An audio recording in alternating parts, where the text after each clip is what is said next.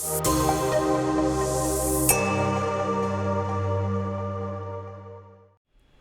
and welcome back to Mediacloud. Let's see how to edit in-store creatives on our web platform. To start off, in the editing screen, to the left side, you will be provided with all the variables. Over here, in this particular example, you have the unit of measurement, serial numbers, width, height, location, different varieties of products to choose from, the regional languages as well.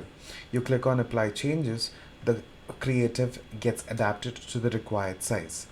So in that understanding, automated templates will be much easier in creating a standardized workflow with branded materials, no matter whoever be in the workflow. Alternatively, you can upload a certain Excel list with the details and download it one by one, which will be easier for your team in a large scale operation manner.